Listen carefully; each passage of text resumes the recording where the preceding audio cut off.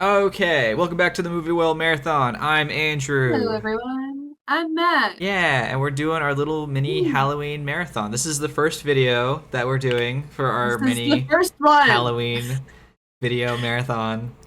This It is is the first one, and this is the it is in first one. order. Be the Yes, first. it is. It's the first one that's going up, and definitely the first one we recorded. This is the first Beetlejuice. We did not watch the second Beetlejuice and then We've watch not this seen the second Beetlejuice. one. We've not seen it. I've Or is never it the seen it. second Beetlejuice? I was I unaware. had no Do idea. we need to go find No, that? Like, not a clue. You know, it's not even in theaters yet. Who's to say? no.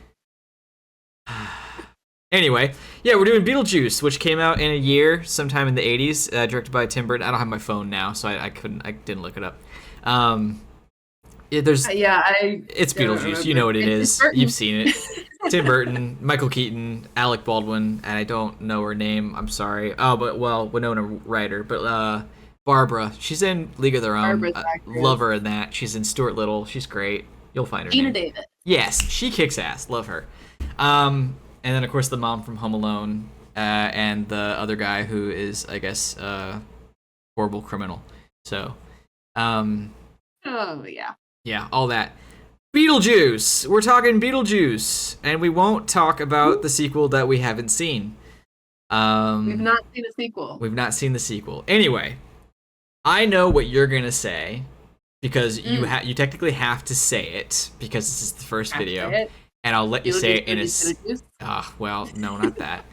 Your general thought on the movie, which I'll let you say in a second because you got to say it because it's the first video. Mhm. But upon watching this movie now for this project and looking at it a little more critically, and I have seen this movie before. I've seen it many times. For one, I still love watching it despite having seen it multiple times. I do enjoy this movie. Watching it critically, I think it made it better. And Okay. what I walked away with this time around is I think you could argue that this is like the most Tim Burton-y movie. Maybe. I'm sure there's some like Frankenweenie or Corpse Bride that kind of fit his overall weirdness even more so. But I feel like if you think Tim Burton, you probably think Beetlejuice. But I also feel like this movie has like the most heart of any of his movies. And I don't know if it's intentional or an accident. I love, for one, I think all the human characters, all the living characters plus Barbara and Adam, Right. I think are very genuine. I acknowledging how gross the dad character is in real life. I think the performance he gives is very believable and very genuine. I think Lydia is very Sure. believable, very genuine, and even Otho and shit, what's her name? Even though I've seen this movie lots of times, Delia Dietz. Delia. She's again very believable, and then the relationship between Adam and Barbara is one of my favorite movie relationships ever. The chemistry is real. It's not Yeah. overly cheesy, it's not overly romantic, and they don't get into the whole like there's not like those stupid jokes of like, well, till death do us part. Does that mean we can part now? Ha ha ha! Because marriage sucks and ball and chain and all. Like they're genuinely friends. They like spending time together, I and they love the are. Maitland. Yes, absolutely. I love the Maitlands. They are a fantastic dynamic and wonderful protagonists for this whole movie. And honestly, again, looking at this critically, and I had seen somewhere that like technically Beetlejuice is only in this movie for like 18 minutes or something. I watching it this time around, I don't even care. I am fully invested and interested in just the story of this couple who die Right. and are dealing with it. I'm totally Mhm. into it. I really do enjoy it. So there's a level of genuineness, heartfeltness, and just sweetness that comes from what I also think is like the most Tim Burton-y movie ever that you definitely don't have as much in like Edward Scissorhands, Sweeney Todd, Sleepy Hollow, like any of the other ones. The other ones they get weirder, and I think part of that is because of Mhm. Johnny Depp. No hate to Johnny Depp, but I think part of that is because of Johnny He Depp. plays into the weird. He plays does. into the He plays into the weird. He's good at it, but He's fantastic at it. it Fantastic, changes yeah. it. Yeah. Yeah, Yeah. but like, because like, other than Delia and her art, the only Tim Burton stuff is in the afterlife. The real world feels like the real world, whereas True. Sleepy Hollow, Sweeney Todd, and Edward Scissorhands, the real world's still weird as hell because it's Tim Burton's vision. Actually, I want to jump in on this because I Yes. was thinking about that too while we were watching it. I was watching it. And it's interesting because I never really found a way to communicate this idea, but I'm gonna go ahead and try. It's almost as if I'm used to Tim Burton in the like stop motion Mm-hmm. claymation sort of situation, or something very, very sort of pushed into the fantasy, like Edward Scissorhands, right? Where everything looks super different and visual rather than looking like everyday life. I almost wonder if the themes that Burton goes for in his weird storytelling film like structure maybe played out better because there was at least a part of the movie that was just super visually grounded. Mm. Um, there the the themes in this one are not as direct and as obvious as something like Coraline, where it's really obvious kind of what they're going for, right? Mm-hmm. This was much more kind of abstract and different. We have a young girl who's looking for parental support. We have a couple who died, but were like just starting life, and there's a small mention that like something's up with the family thing. We don't get a full picture on what's going on with that. Um, and the relationship between Barbara and Lydia is something that I had kind of forgotten about, but I like really that love kind it. of drives the film, Yes. honestly. It's about like the complex dynamics between Lydia and sort of like what she wants out of her living parents and what she's getting out of the Maitlands. Mm-hmm. And particularly Barbara and Delia kind of spearhead that dynamic. And it's interesting because true to being sort of like Burton, there's not like a clear villain, I guess. Delia is very obviously casted as the evil stepmother. She Mm-hmm. walks in, she's so sharp at angles and disagreeing, right? But very quickly as we go through, after we kind of get over the whole renovation thing, she is being undercut. We see her want more. We kind of like start to sympathize with her a little bit. So it's very interesting to see how all of this plays out. And because they're all more or less human characters in a what feels very grounded, what is like live action film, those relationships stand out of the film a lot better in those situations. Then when Mm-hmm. you put in Beetlejuice, everything just becomes like high stakes very quickly, and that kind of leads into the fun of the movie. But the actual storytelling is better when you're able to look at it in the real world, Mm-hmm. which I thought was a really interesting result from a Tim Burton film. That totally agree, and I think both of them work.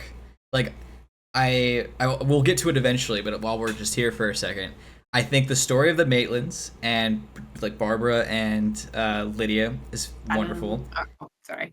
But I really do like Beetlejuice. Like, he is fun. I enjoy watching him. Right. The chaos that he causes is really enjoyable. And then like the two meshing together, I think work for the most part as well. Um, Hmm. It'll be interesting to see if they maintain that in the sequel. Who's Who who's to knows? say? Maybe they'll even improve upon that dynamic. Who's to We'll have to say? find But out who in a knows? certain Next future week, time. you won't. Yeah, next. Who knows? But yes, I think. Yeah, I don't know. I don't know where I want to go from here. I got plenty of other things to discuss. Is there anything specific you want to talk about? I have one embarrassing thing I can bring up, like I did for Planet of the Apes a long time ago. Well, give it just a second, because I think we're a while into the episode now, so I should say the thing that I usually say about Yes, Beetlejuice you movies, should. You which should. is that I have a weird relationship with them in the sense that I often like when I'm watching the film, I'm kind of like, why am I watching this? And Hmm. then like I finish watching the film, and like a day later, I'm like, I should watch that again. It was a really good film. For some reason, like when it sits with me, I tend to like pick the pieces that I like and like remember those pieces. And then when I go back into the film, the pieces that I've selectively forgotten, I think, bother me more because I've selectively forgotten them and I don't want them to be there. But it changes on every watch. So I don't know exactly what it is. This time I absolutely couldn't stand the brothel. However, This time? This time you couldn't stand it? Okay. I mean, I would suspect that it's never been my favorite piece, but it was like this. I ended up getting a phone call at about that time, and I was like, "That's perfect." And I paused it, and I walked away, and I had a phone call for like 45 minutes, and then I came back to the film. Oh no! Does the disgusting Beetlejuice hurt your sensibilities or something?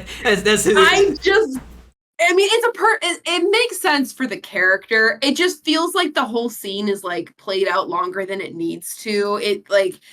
It's a harsh moment in my opinion for the film. Like the rest of the film is woven together super well. That one almost feels sensationally, and like a lot of, I guess, this movie has a lot of like sensational moments, but I don't know, that one bothered me this go around. Like I was saying, it's not consistent. But what stood out to me was a little bit what I talked about with the whole like how central Barbara is on all of this and the character relationships and how they were really like how well the female characters are used in this movie is really awesome. I came away with more of a dislike for Charles, actually. I think he's obnoxious. Really? And it might have been colored by real world things. Seen. Yeah, well, of course. I think that's totally fair. I tried to, I don't want to say separate, but I tried to. I also did. Yeah. Either didn't work or I just don't like Charles. Yeah. Well, I think for me, if I only thought about that, of course, that's going to taint everything, which is totally fair. But I also, because I genuinely enjoy and relate to Adam and Barbara, more so, Delia is the one I can't stand and hate. So the fact that Charles is the only character who's like, no, we should keep this house the way it is, my little like audience member, I'm invested in these good characters, is like, yeah, that's good stuff. And then of course I remember like, no, don't agree with him. Don't do that. He doesn't. No. But I totally understand it. I do get that. Well, because I need to catch myself because I don't.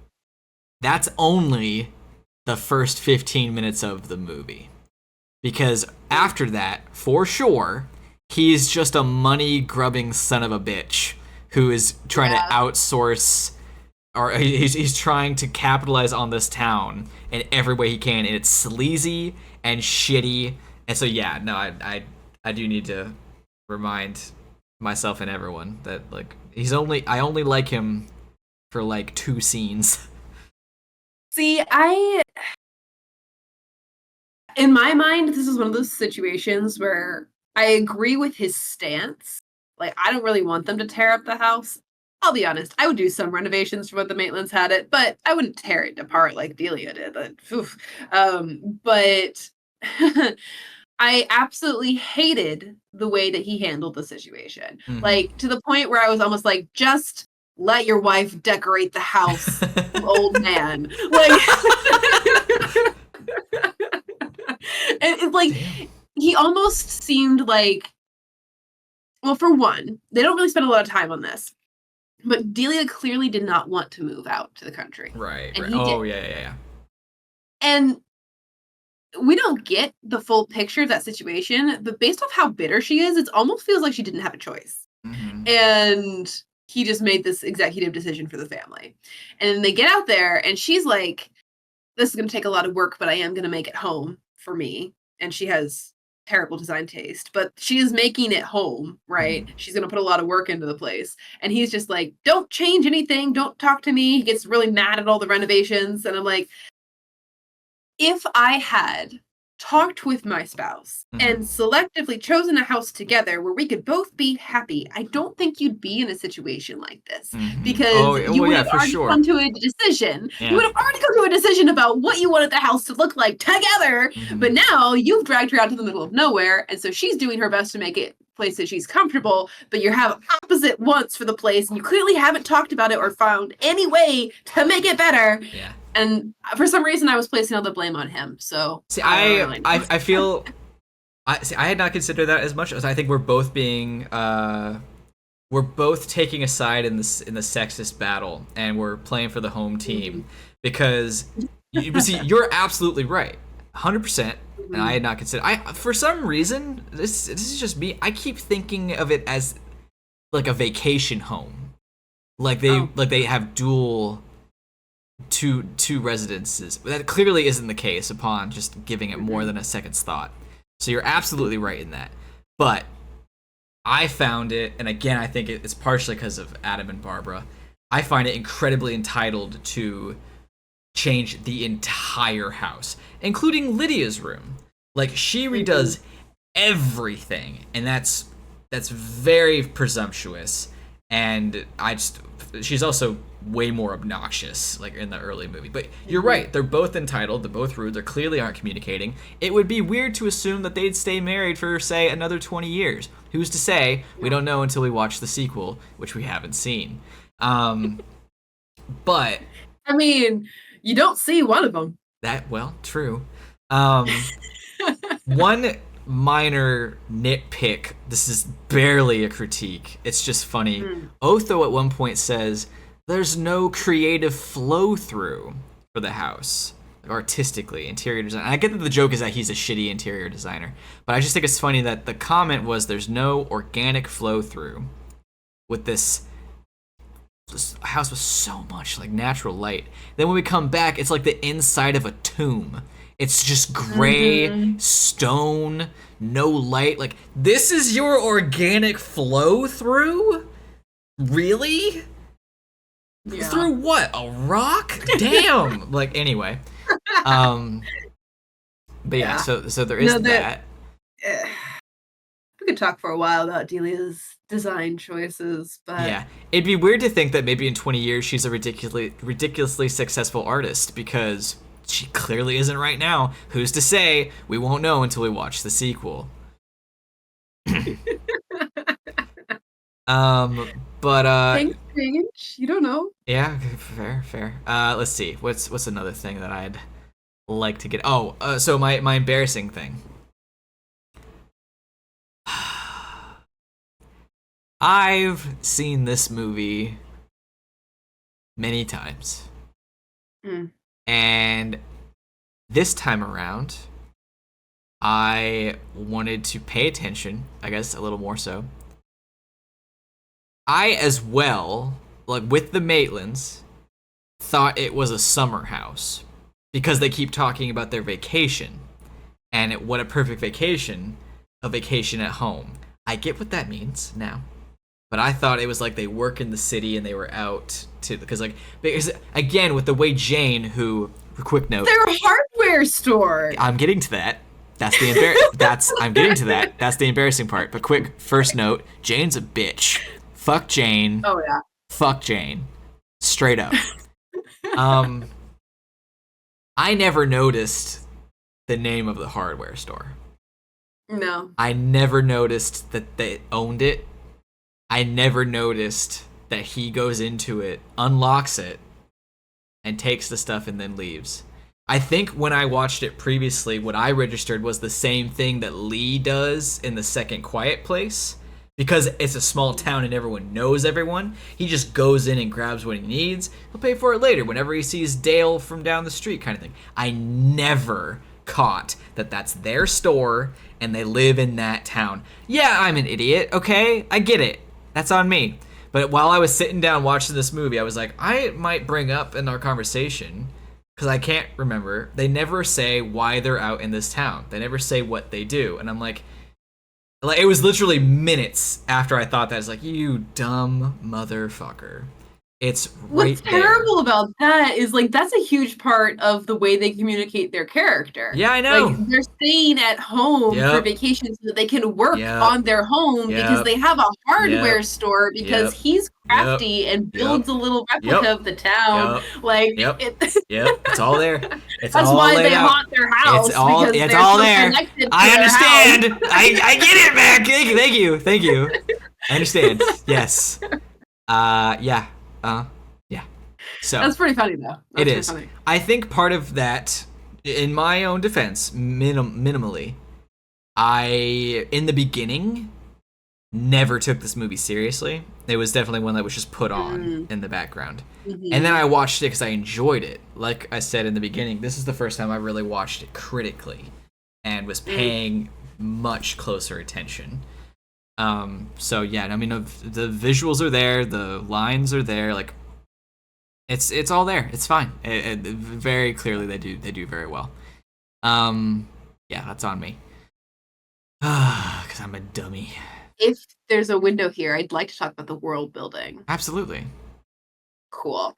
I love the fact that this movie does not like make a big run around the bush beat around the bush sort of situation for their world building. Um, but they're still able to figure things out sort of organically, like as they go. We have, you know, the moment they die, there's a hard cut to when they walk in the house. And because we're watching a film, that doesn't totally register right away. And because we're used to that sort of situation. But the moment they sit down in front of the fire, there's that moment with the flame. Then they're kind of like, something's a little bit off, don't really know. Do you remember how we got to the house? He goes outside to retrace their steps. Immediately, Netherworld, Saturn place, whatever it is, and they have to come back, and she's like, "You've been gone for like 2 hours, dude." Mm. And she's found out the mirror thing, so they pretty quickly put it all together that like something is wrong. But it's like it's all stuff that they like just kind of were exploring their environment and figured out, but it's done quickly in the film, so we're getting to the point. Their handbook, it's readily available for them to reference, but it's hard to read and understand. Like the fact that Beetlejuice actually kind of shows up early in like the flyer and everything, and it takes them about 3 to 4 times before they actually decide to look at him as a valid option. I mean, they Mm-hmm. go to the waiting room, but they had the choice after the commercial to they talk briefly about, "Oh, do you want to do this Beetlejuice guy?" And I was like, "No, the manual here says we can go get help if we like go to this place. So let's draw a door." And they do that instead. Like it takes a long time for them to decide to like Beetlejuice might actually be the option. And Mm-hmm. I like that it takes that long for them to figure it all out. I like that they spend some time with him as ghosts just before Lydia figures it out, but Lydia Yes, like also yes, is absolutely. like she like they start with a picture and Mm-hmm. she's able to put it together because she's like taking pictures. The fact that nobody in the house responds to them I being ghosts in the know. sheets is so That's funny. so good. I don't know. The world building is excellent, and that's like before we even really get The to like the afterlife, afterlife yeah. part, which is we got Juno. Juno gives us the background for Beetlejuice. We've got crazy sets and world building things. Makeup is Everyone keeps incredible. telling these guys makeup is great. All the undead characters keep telling our Incredibly visually fun. they keep telling us bits of world building that make sense for the moment the characters are in without going into full on exposition too Mm-hmm. much. Like it's really well done. Mm-hmm. Um I think I can, like watching this movie critically, like you, I think I'm coming away with it with more of a positive Oh spin yeah. than I have before because Mm. noticing the intention and the way the story is actually written, it's pretty well written. I mean, the script and the story is good. Mm-hmm. Yeah, totally agree. Um, like on all counts, I think it's a very natural build. I do find this is one of those movies. Again, why I would put it on. I don't think any part of it's boring. Maybe that's Mm, because I'm boring. I'm sure some people would consider the early bits maybe slower, but like I find mhm, it, like I said, genuinely interesting. Just the story, the dynamic, the character interactions, like just Adam and Barbara together, Adam and Barbara as ghosts, Adam and Barbara trying to keep people out of the house, Adam and Barbara learning to be scary, like meeting Lydia on her own, figuring out how to deal with it, like all of it. Before you even get to the afterlife, before you even get to Beetlejuice, I enjoy all of it. It's just consistently mhm. entertaining. And I think it is a natural, all of it's a natural build. Like Charles realizing the value of the property and the ideas of things he can do to make money, how this fucker clearly doesn't know how to actually relax. Like the build up of their weird business interactions and the dinner party and then the next business proposal, like all of it. Like even Otho is shown to be slightly more yes, sensitive to the supernatural than the other characters are, because when they are first running around he and does they're like, see. he sees them. Yeah, Yeah. he does. It's I do find I do take mild nitpicky criticism with how things work, which I get is part of the joke because of the book and how it's really not that helpful.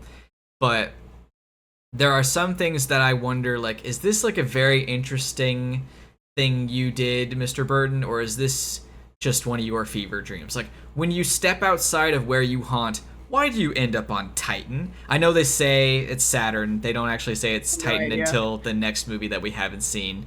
But it's like, I don't know why they changed that, but I kind of like that. It makes sense. They haven't changed it yet. We haven't watched that movie, but like it's Titan that they go to. But I like, why do they go to Titan? And why isn't it the nether world or Yeah. the negative space or the X dimension? Why is it a moon / planet that's in our solar system? Why And what is does that space have to travel a thing? do? Like, And time dilation and sure, the sandworms are straight out of Burton's brain. I get that.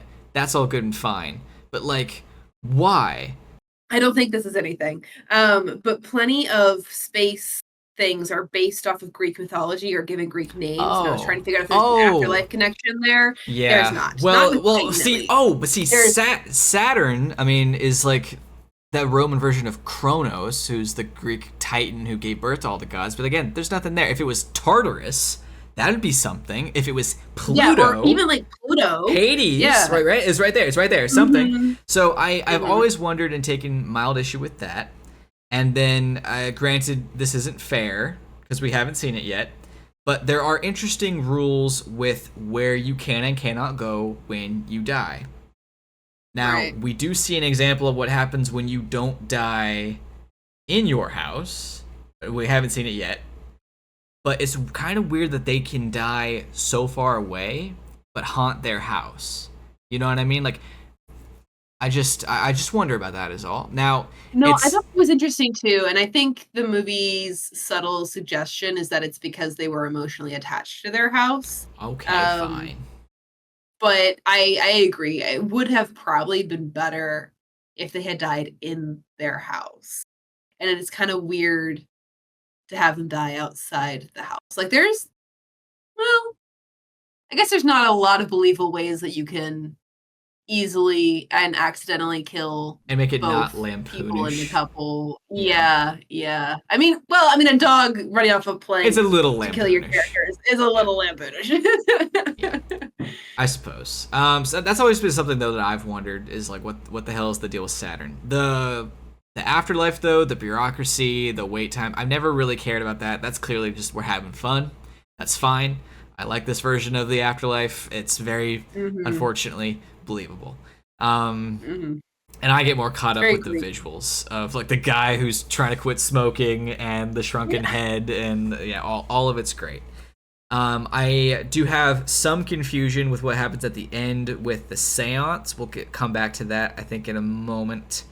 Um, but did you catch in this viewing what Otho says at the dinner party about people who commit suicide?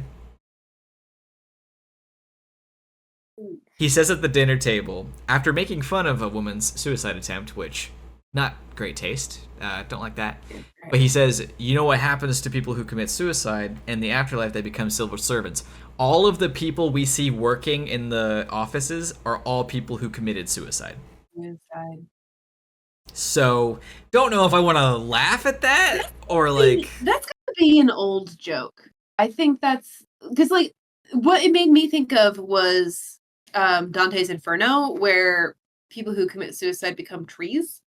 oh, Um, interesting. it's got a whole like narrative Oh, twist I've to not it. read Dante. But If that joke is that established, there must be. I don't know, but everyone is. Juno, the guy who got run over. There's one dude hanging from a noose, and then the blue lady at the front desk. So, Yeah, interesting. she I again found myself thinking, or for the first time, found myself thinking of the musical Beetlejuice while watching this film, and it's amazing how many things in the musical are just taken from throwaway lines in the Cool. film. And I haven't even seen the whole musical. I've just listened to the soundtrack. But like one of the songs is titled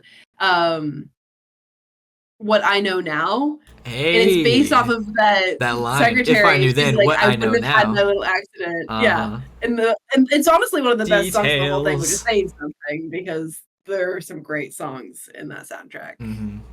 Now, yeah, in that moment now, in the afterlife, and having not seen the sequel, did you notice a visual thing that they don't do with the Maitlands that they do with everybody else? I mean, there's not a lot of discoloration or makeup. Like, everybody else in the afterlife is very beat up, and they are not. Everyone else in the afterlife, everyone else, you can see how they died. They were gonna do that with the Maitlands, but Burton had decided it would be really unfortunate and uncomfortable to keep them wet for the entire movie. Yeah, I thought that might be the case. Yeah, but I do wonder if there was a longer thought process with that, because to have them drown and not make them blue, you don't leave a single mark. You don't have to include anything else, and it works in the end. So, like, I mean, clever. No, I kind of thought about that as well, just like in the sense that everybody is super cartoonish except for the Maitlands. And I thought maybe that was kind of an intentional choice to make you relate to them a little bit more and make you feel like they're out of place because they feel like they're out of place. But it also kind of feels like a miss sometimes. Yeah, I think it's a bit of both. I think it's for us to relate to them more and for there to be contrast, but also we don't want them to look the way they look as monsters sometimes while they're in their house. Mm-hmm. You know? Yeah. We are halfway through now. I think we need to talk about Beetlejuice. Do we have to? I mean, a little bit. I think we should definitely talk about Beetlejuice a little bit. I mean, he's in it. He's in it. He's there. Yeah. He's definitely not a role model. Kind of. But no. I do find it entertaining. He's Michael Keaton's weird. All of it is other than the multiple sexual assaults, he is a fun character. Yeah. I truly love how he's all manic and crazy, and then they're like, what are your qualifications? Like, oh, well, I attended Juilliard. Like, he just goes full formal for a second. I've always found that pretty good. Hilarious. Like, I attended Juilliard. I went to the Harvard Business School. I traveled quite extensively. Like, it's so good. It's great. Mm-hmm. No, the total chaotic energy that he brings is what has kind of defined the character and the movies. Like, what we talk about for that whole time is largely ignored by the people who talk about liking Beetlejuice. Yeah, exactly. When people talk about liking Beetlejuice, they talk about the humor, they talk about the chaotic energy, they talk about the sort of, I mean, even the inappropriate, unhinged behavior is a part of the character that people think about. And like, I think the red wedding dress and everything, yes, like, all of that is a part of the that's a reference to something. Canon. There's like a rhyme in the real world for like every color dress, and red is better off dead. Oh, I didn't know that. I saw it on the internet recently, so I guess that could be wrong, but I heard that recently. Mm-hmm. You know, that's very appropriate because that situation is not great. Indeed. Yeah, Beetlejuice himself. He's a character. Yeah, I find artistic fun with him as well visually. I like the mold and the weird hair, and like his powers are fun, even though there's really no rules to them. He's Mhm. he's a fun little turd. Mhm. This is just me. I know it is. I'm a big crossover nut. I would love to see a Beetlejuice up against Pennywise. The energy would just be so off because one of them is like Mhm. an elder god and the other one is just a dude who's crazy. But I feel like Beetlejuice could give Pennywise a run for his money Yeah, I agree. It's like, because nothing could scare Beetlejuice. You know what I mean? yeah, the fearless versus the thing that expects to be feared. I would have a lot of fun with that. Mhm. Either That could version be too. cool. Yeah. No, Beetlejuice he's a great character in the sense that he's singular, right? And he's basically like a chaos god figure. Like that's a kind of archetype thing. Um, but he's also just a guy. Mm-hmm. He doesn't really seem to have any reason for his bloodlust or his desire to like be in the real world, other than the fact that he doesn't really like being dead, and nobody really does. He just goes crazy with all the different ways he schemes to try and get out of it and get what he wants. And what he wants seems to change pretty quickly. Mm-hmm. I mean, he doesn't want to be in the afterlife. That's consistent. But everything else he wants is changing at any given moment. And so he's almost more of an obstacle for our Mm-hmm. characters to deal with than he is a character on his own, in my opinion. Interesting. Which I think that's the way I prefer to look at it. Just because trying to understand Beetlejuice, the character, makes me mad. Oh. Okay. He's just he is entirely self-motivated and not in like a way to succeed. He just like he's as simple as I see it, I want it, I try to have it. I see it, I want it, I try to have it. And there's not a ton of sophistication in that. Where the sophistication of the character comes in is the chaotic performance on the screen, which Yeah. Michael Keaton does a great job with. But it's just like that doesn't actually add to who he is. It's Mm-hmm. just him being crazy. Mm-hmm. Um, yeah.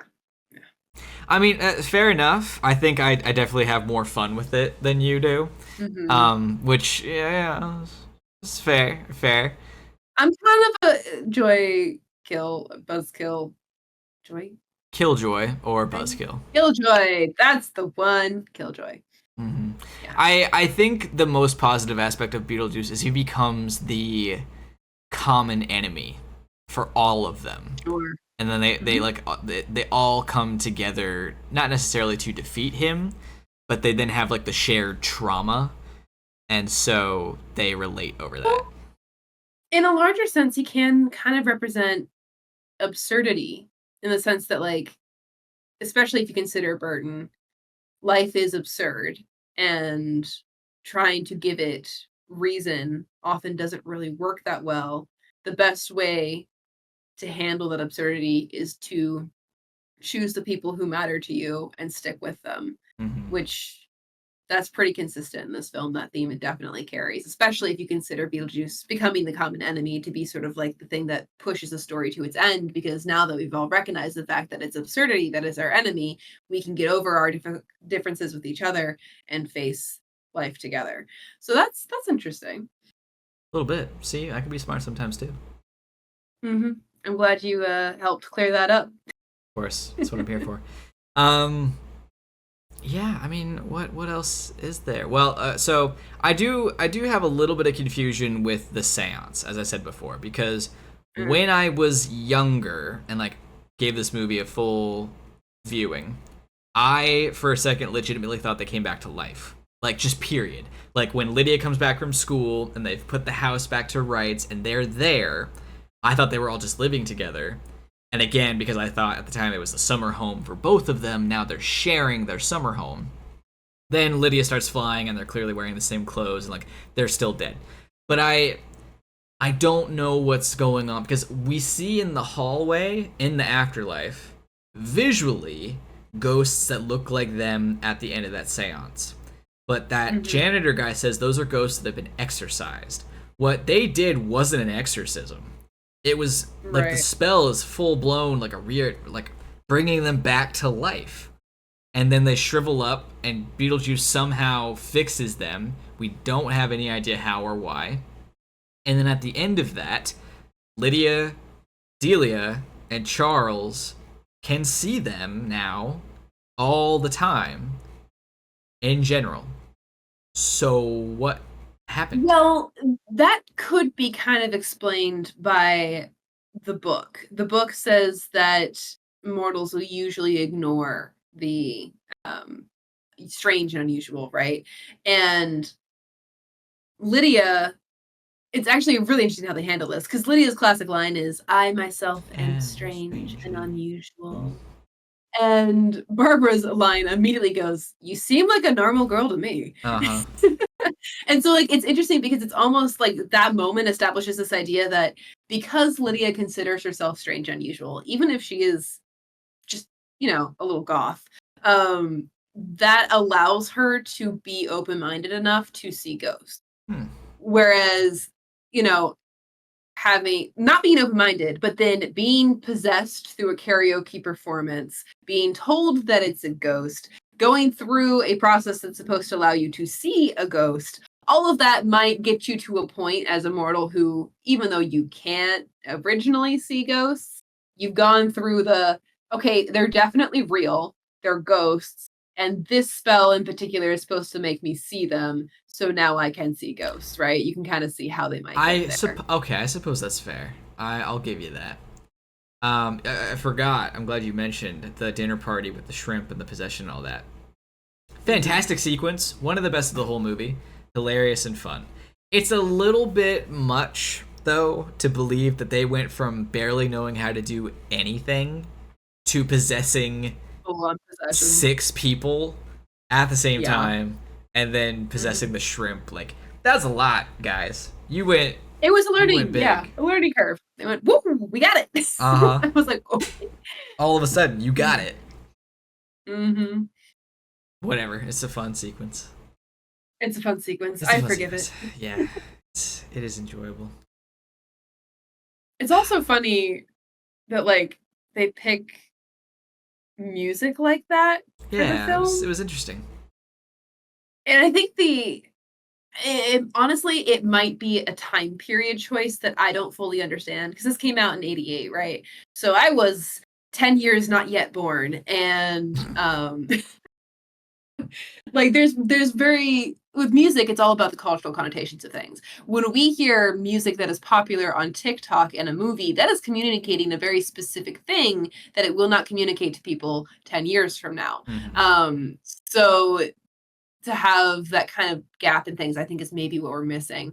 I get the sense that that music was picked to try and emphasize how normal slash mundane the Maitlands are. Like Mm, they listen to that kind of music. They mhm. associate that music with the Maitlands several times throughout the film. And so the fact that they would choose to possess people and then make them do that song in particular, I think is supposed to be a character choice rather than just an absurd movie choice, but I don't know enough about the time period and the culture to Yeah, say for sure that same. that I was mean, the I like decision. the music choice for sure. It's I definitely enjoy it. Speaking of music though as well, I love Danny Elfman's score for the whole thing. Mhm, He's always doing mhm. good stuff, especially with Burton. Their weirdness always complements each other. Yeah, Yeah. yeah. I mean, yeah. It's Do we wanna take the next bit of time to talk spoilers about a movie we definitely haven't seen yet? maybe there's definitely one thing I would really like to point out, and you said you have a couple. So Okay. like, hope you enjoyed. 'Tis a Whale. If you don't want to hear anything Here's a whale. about the movie we haven't seen, go ahead and head out now. To be Bye. clear, we are going to be talking about connections between Beetlejuice 1 and Beetlejuice 2, If you which haven't, we yeah, just if you paused haven't time picked up and on the figured it out. ridiculousness, we because of the timing and then Mhm, the time we had, we watched Beetlejuice before we watched Beetlejuice mhm. for this marathon. We had both seen Beetlejuice before, so it was fine. Yeah, yeah. I know people who saw Logan without seeing any X-Men movies, and they are Satan's children. Like, why would you do that? That's like awful. Don't you scoff at that. That's insane to watch Logan without seeing any It's X-Men not movies. great. It's insane. But like, Insane. also, it's easily like the one movie I could see people who are not usually into X-Men movies wanting to see. Like, easily. Insane. You don't appreciate all of the... Anyway. So, my big thing... Correct me if I'm wrong, but I am 99% certain when Dolores puts herself back together, the last piece is just one finger that crawls up as a little inchworm, right? Mm-hmm. Yeah. That's correct. Beetlejuice takes that finger out of his pocket at the wedding. It takes the ring off and tells Lydia, "She meant nothing to me, honey, I swear." Oh my gosh! That's I Dolores' finger in the ring. It made me think of Dolores, but I did not think about the fact that it was the last piece. During Beetlejuice, I didn't think about it with the finger. But then, when he did that again, I was like, "Holy shit! That's a throwaway nothing that they ended up technically doing nothing with because they didn't do anything with Dolores." But like, that's so fucking cool. If I could be wrong, I don't know if I'm making this up, but like the inchworm finger thing that happened, right? That's not just me. No, that happened. And when brilliant. it happened in Beetlejuice, I thought that's an excellent way to illustrate the fact that this is clearly a bride. Like I got the fact that it was a bride right away because of the particular finger and the fact that it was like there's a stitch there. Like I was like, this is a bride character, which I thought was a great narrative choice. But then to realize the fact that like at Beetlejuice's last wedding, he pulled out a dismembered finger and took a ring off of it to use for that wedding. That seems highly suggestive. Right? I'm now wondering, though, in Beetlejuice, if Dolores, like, spends more time looking at her hand after she staples it to realize the ring has been removed. Like, I don't know now. I want to watch it again. And then I mean, there's definitely a heavy moment there. There's a beat there. I didn't interpret it as looking for a thing that should be there. I just thought it was like, pay attention to the fact that she's not wearing a ring. I got so excited when he did that. It's like, oh my gosh, that's good stuff. And then I feel like the line that he says when the creepy little dude's like, "Do you, Beetlejuice, take this woman?" And he like turns away and he's like, "Oh, I don't know, it's a big decision. I always told myself I was going to do it once." But like, that doesn't mean that he hasn't done it yet. That's just him deciding all of a sudden, does he want to go back on that decision? Like, I think it still works. It's pretty. Agreed. It's pretty good. It sounds like on the surface it might kind of sound like a continuity era, but it's not, because it's him just being nervous about the fact that like he's going to get married, and he says vaguely that he said he was only going to do it once, but this would be his second wedding, so he could say the same thing, just thinking about it a different way. Yeah, it's malleable. It's malleable. It could go either way. But what you said, you had some connections that were cool. What you got? Well, it was mostly just like, I mean, the repetition of Delia's art, like specifically the little like centipede statue thing. Yes. There were, I don't know, some vague costume bits. A lot of lines stood out to me, but I'm having a hard time deciphering if they're lines from the musical, if they're lines from the sequel. Oh. So because every 5 minutes there was a line that was like, "Oh, someone has taken that and adapted it." But at this point, I don't remember which ones were to the musical and which ones to the sequel. We'll do a marathon in the future one day of musicals that are based on movies, so you can really get into the nitty-gritty bits of it. That would be tricky because it's not available to watch anywhere. We'll find it. I'll buy it. We can try. I do need to say now again. I'll find it. It'll be fine. But we do need to point out something. This is I think the only truly downside of having watched these out of order. And this is to the audience. What's Lydia's fiance's name in the second one? I can't remember his name. Is it Tom? Is it Bill? Is it Jonathan? Michael? Jonathan? Is it Marcel? Hold on. Let me just look it up. Steven? Paul? if I can spell Bernard. Beetlejuice. Which actually is it Beetlejuice or is it Beetlejuice? I It's don't know. Beetlejuice with a J, but his name in the movie is like spelled like the star. Yeah, that's true. Um, But where that is guy, he? um, That guy. yes, the fiance character who is like her TV producer. Is it We Rory? Rory, that sounds right. Rory. Mm-hmm. We do not talk about in next week's episode how Rory is very much similar to Otho, and that they're both taking advantage of their client. So Mm-hmm. we don't make that connection at all.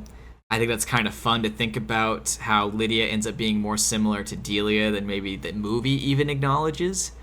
It's in Mm-hmm. different ways because Otho is just Otho is more crazy, but he's clearly taking advantage of someone who's a bit of a nut, and then Rory is Mm-hmm. taking advantage of someone who's going through grief.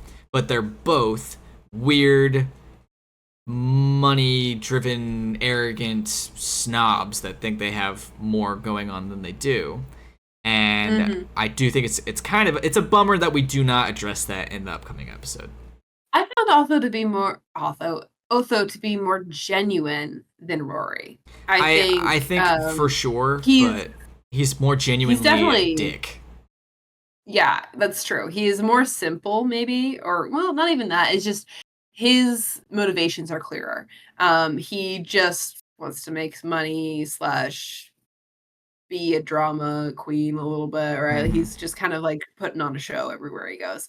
Whereas Rory is like very directly manipulating Lydia Yeah. to benefit from something that she has that he doesn't even really believe in, but like he like to the point where Beetlejuice doesn't really talk about this, but like medication is involved. Yeah. Like we don't really get an exploration of whether or not Lydia should be taking meds or if she just is to manage the fact that she deals with a lot or if like he is encouraging it in a way to manipulate her and her abilities. Well, Like we don't really talk. in the movie, he's discouraging it. He doesn't want her to True. take them, True. which is extra Hmm. weird when we find out that he doesn't believe that she could see ghosts. So that's a little bit strange. But again, that's for next week, and again, we don't talk about it. But none of this is making sense to the people who are listening to this one. Oh, no one's here anymore. Are you kidding? That's true. But yeah, I mean, I'm sure there's other positive things that I'm going to think of as soon as we're done recording.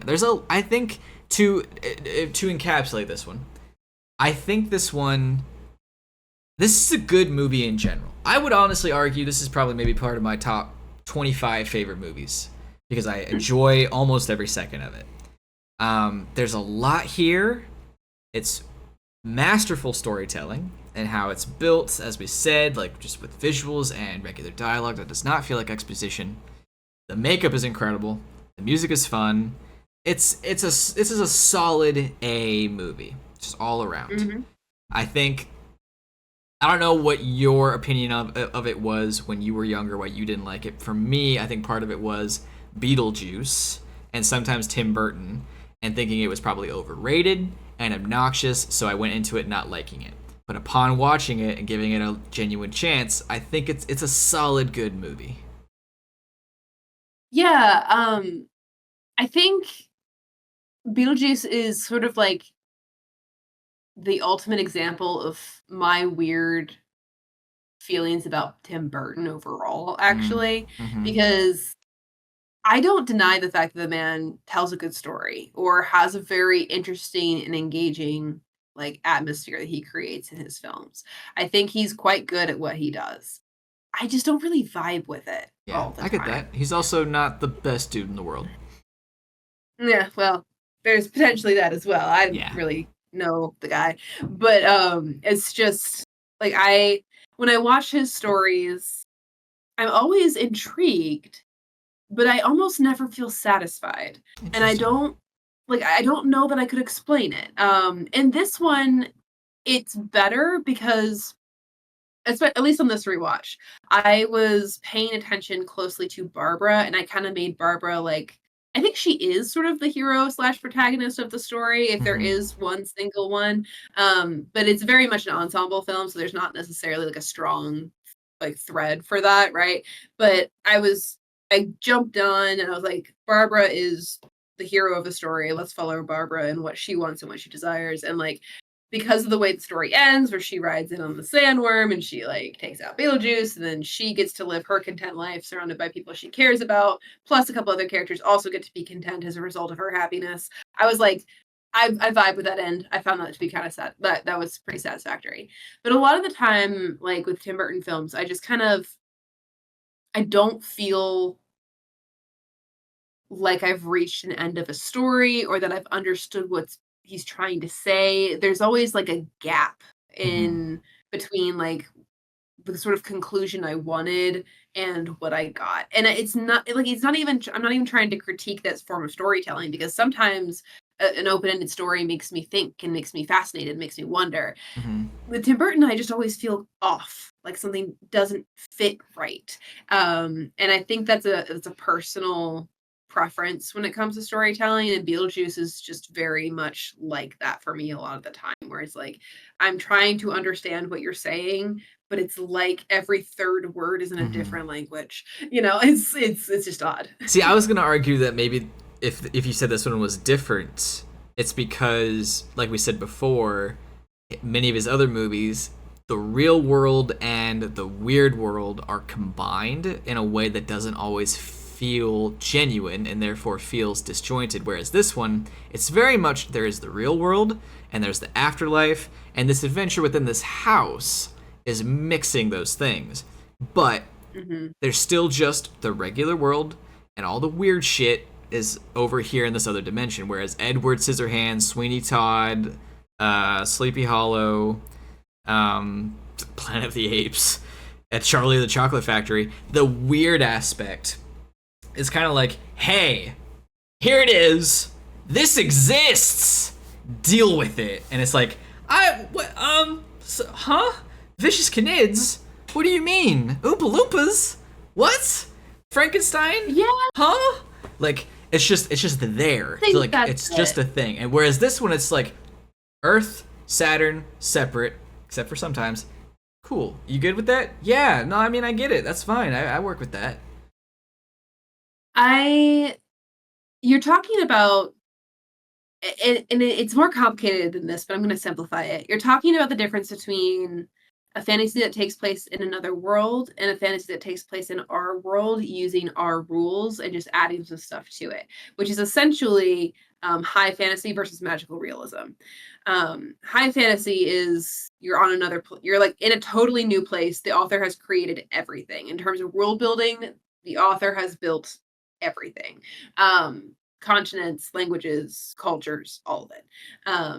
And there are some fantasies that access a high fantasy world, like a Narnia situation, where you're in the regular world and then you access the high fantasy world, and the story takes place in the high fantasy world, right? Um, this is a situation of magical realism where it is the real world and magic is brought to the real world, and it's very much what would happen if that magic existed in today's more or less world. And I like lots of magical realism stories. Technically, you could even count like Gravity Falls as a magical realism story. Like a lot of my favorites are stories where like urban fantasy or um, stories where the magic is brought and woven into our existing modern world or a historical version of the world, like steampunk. So I don't know if it's the mixing of the fantasy with the real world that's the problem. I feel like it has more to do with the way he develops his theme. I don't know if I understand what he's trying to say, or if I do understand what he's trying to say, I don't know how I feel about it. Mm. So there's just I genuinely feel like, and this is a weird thing to say, but I feel like we're not communicating. Like I feel like I'm like, "What are you trying to say?" And he's like, "I don't know. I had this cool idea one time, and that's all." And I don't also know. sometimes maybe that cool idea is like a message, maybe if you pay attention to it real Yeah. close. And I'm Uh-huh. like, "I don't know, dude. I just." Stripes. That's what it is. Stripes and death and Mhm. weird skinny English people and Johnny Depp. There. Mhm. Take from that what you will. Art. Like it's Yeah. probably that's it. That's what it is. Yeah. Maybe it's just too modern art. Oh well, who's to say? But that's Beetlejuice. Hope you enjoyed this one. Stay tuned for the next one. You know what I'm also realizing? We say in the next episode that that's the last episode, and it's not now because we changed our Oh. schedule. Well, it's a good thing no one listens to the end Yeah, anyway. it'll be fine. It'll be fine. We say that at the beginning of the episode, but it's fine. It's Oh. fine. I'll put that in the description. Anyway, thanks for listening. Tis a whale. Till next time. Bye. Bye.